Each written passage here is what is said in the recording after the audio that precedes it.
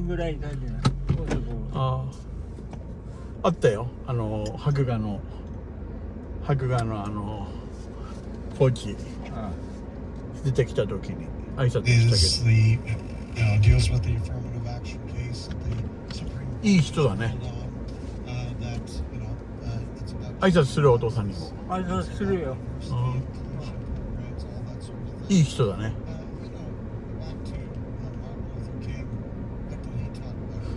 でもマッキンに向こうの方がコーチ向こうの方がうまいでしょ、こっちよりも。そっちの方向こうに行ってる反対の方。優しいよ。あ、ここ優しい。じゃあ体動かしてちゃんと。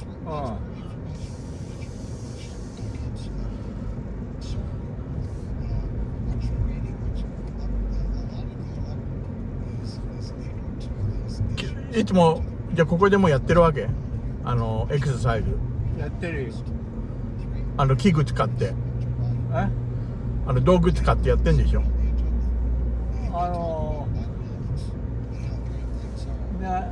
ナイロンの紐とボールだね。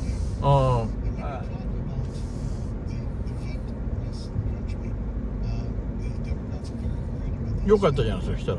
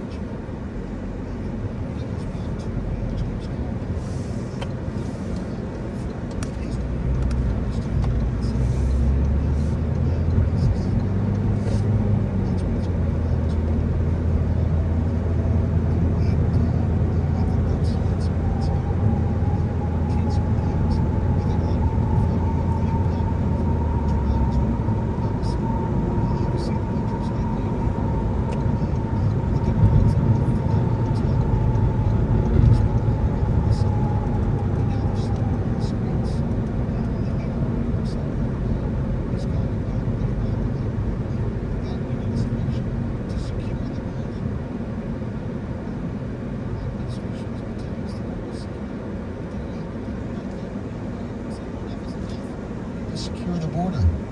That was self-confession time, I think. All right, let's try to squeeze one more in here. Lori in Illinois, go ahead. Hi. Hi there. I just wanted to make two comments. Number one, they're prosecuting Trump for these classified papers in Mar-a-Lago, but when Joe Biden was vice president and he still had classified papers as president. In his garage with his Corvette.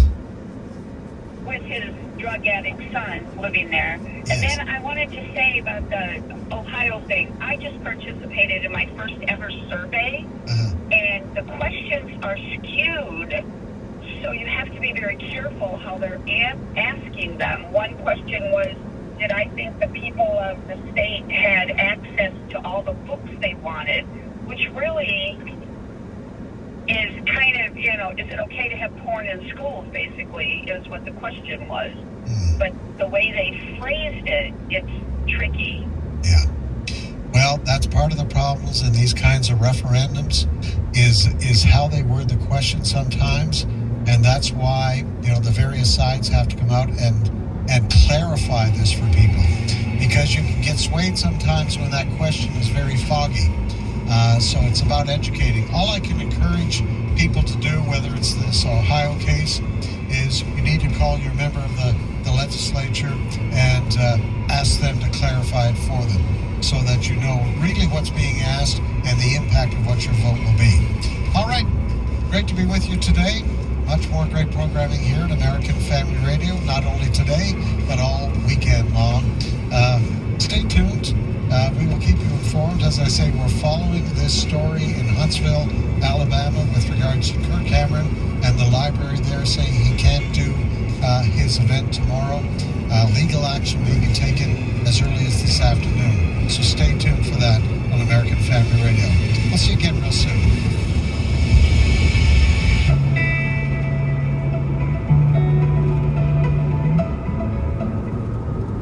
The views and opinions expressed And this broadcast may not necessarily. 新垣先生のとことあともう一つの教会どっちがいい？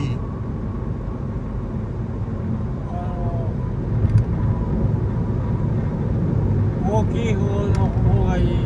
あ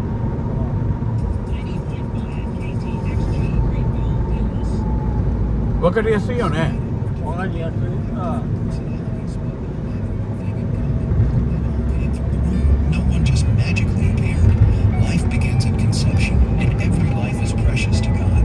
We believe it's our duty and a privilege to stand and fight for the sanctity of life, and we hope you'll continue to stand with us. For all you do to defend the unborn, thank you from AFA. This is American Family Radio, a listener-supported industry of the American Family Association. Response to former President Trump's newest indictments. Chad Perkins reports. Republicans now want to turn the tables on Democrats after the latest indictment of former President Trump that could include calling special counsel Jack Smith to testify. Republicans believe the indictment of former President Trump is preemptive ahead of 2024. The GOP is focused on the transcript of the interview from former Hunter Biden business associate Devin Archer. Delaware U.S. Attorney David Weiss handled the prosecution of Hunter Biden. Weiss is willing to appear before Jordan's committee later this fall. Just 2 days ahead of a planned stop at Madison Public Library in Huntsville, Alabama on Saturday, actor and writer Kirk Cameron, along with his publisher Brave Books and special guest women's sports advocate Riley Gaines, have learned they will not be welcome due to what the library system called concerns about logistics and safety. The Huntsville-Madison County Public Library System said in a release on Wednesday that it can no longer accommodate the book reading event. But Brave Books found a video put out by the American Library Association that proves their decision to cancel the event had nothing to do with logistics. The ALA video gives tips to libraries on how they can block Cameron. Right now, Brave Books and Kirk Cameron are conducting a campaign to take over libraries on August 5th. So let's look at how you can use that public forum doctrine to construct policies and procedures that will help you keep control of the library yourself. Cameron says the American Library Association wants to keep Christian family values out, but they are perfectly okay with drag queens. Yeah, that's exactly right.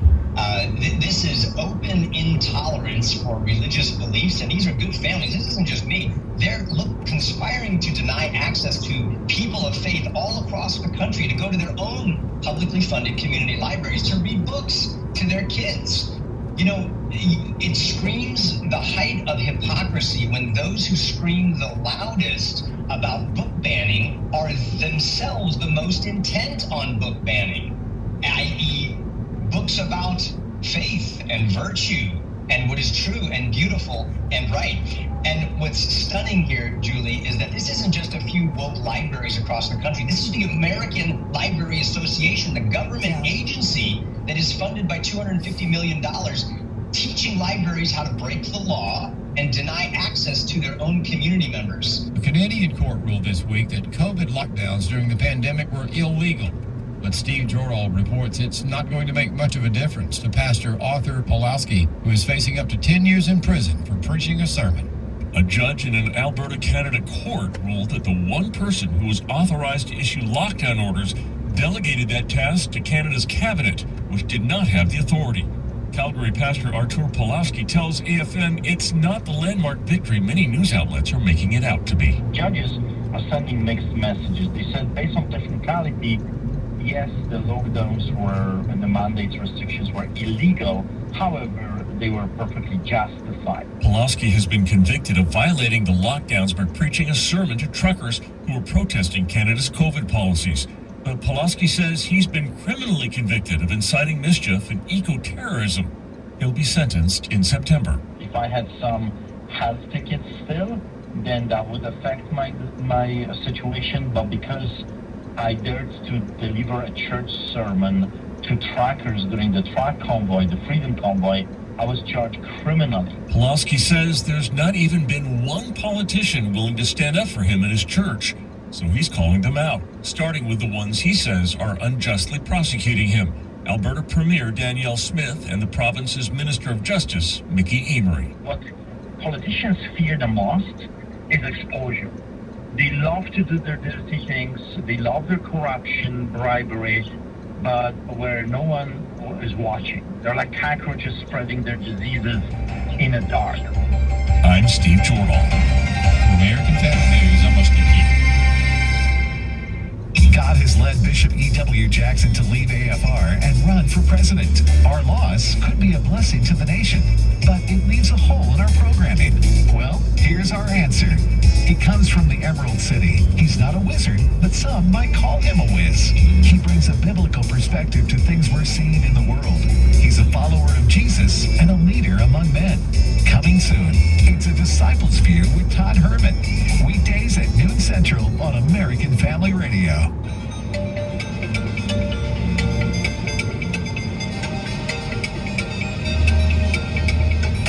We inform.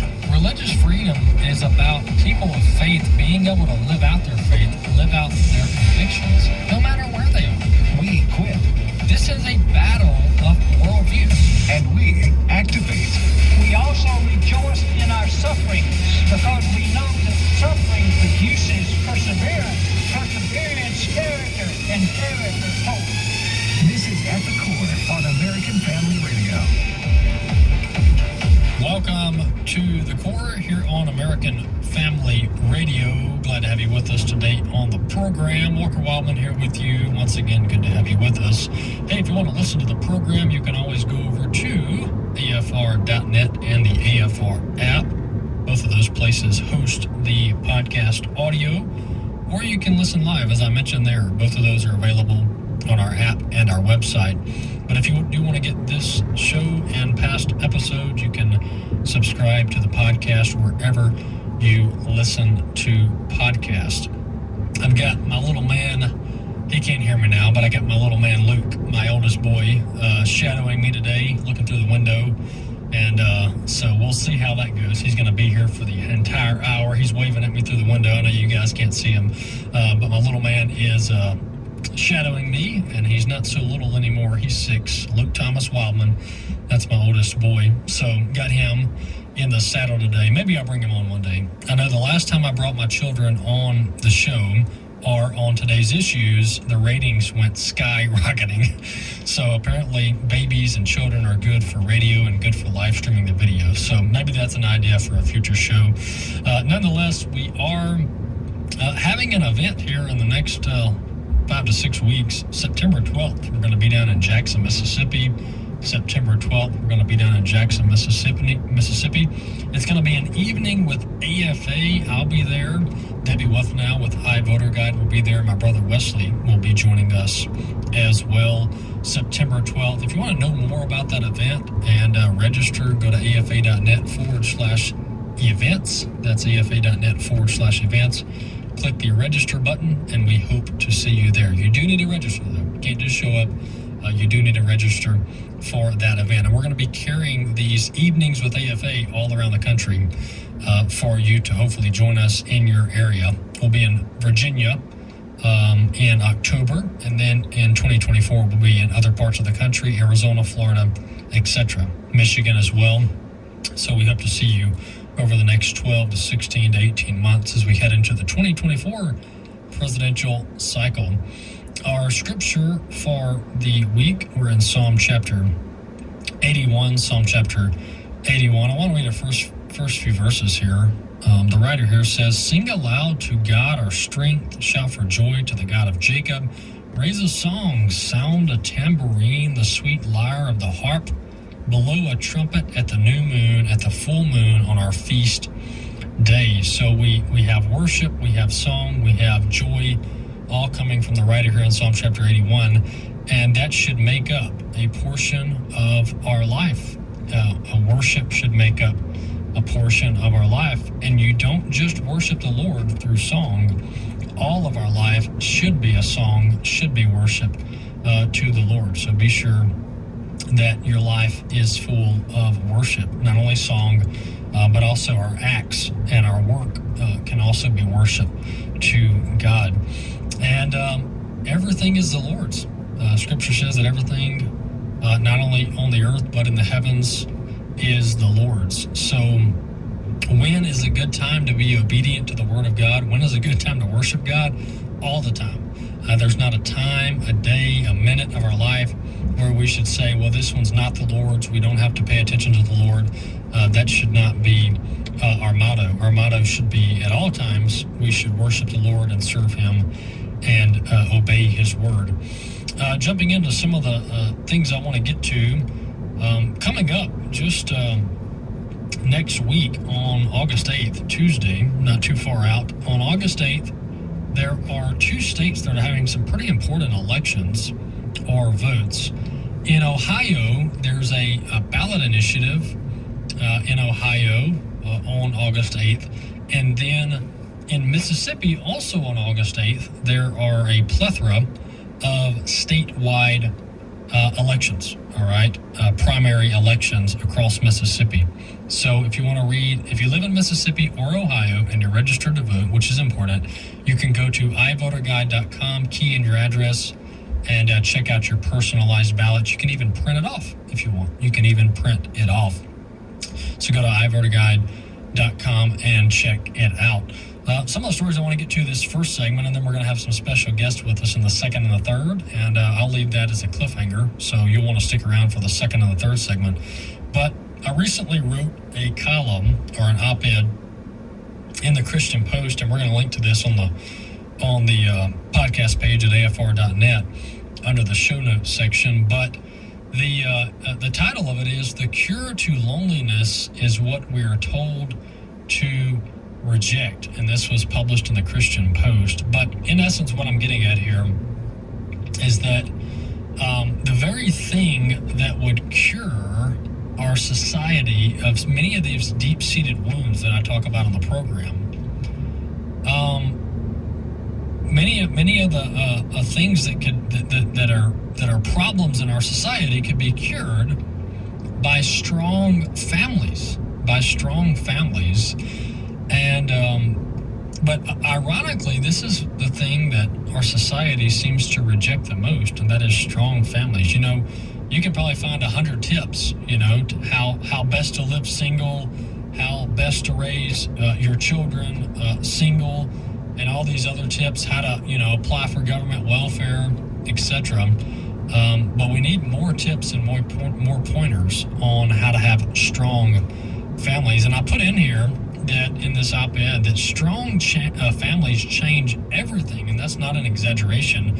Strong families, they bring accountability, stability, security to fallen humanity. Desperate for these qualities. They're not easy to build and maintain, talking about strong families. Families take work, is what I note in here, but the work is always worth it, because without the essential God-ordained building block of the family, society crumbles into justifying immoral chaos. And so that's just a little glimpse into the op-ed, which we'll link to over at the podcast on afr.net and on the AFR app. So go there and check it out.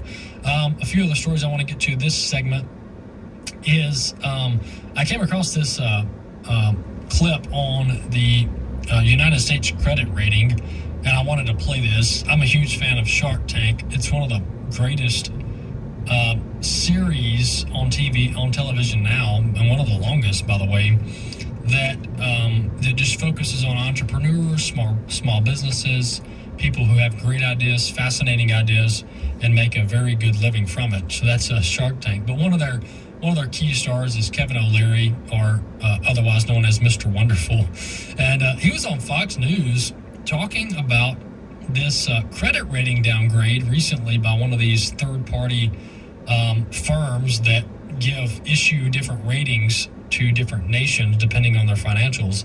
But listen to what Kevin O'Leary had to say about this recent downgrade. Clip 1. Well, it's really about government and policy. There's no way to sugarcoat this at all. It's bad.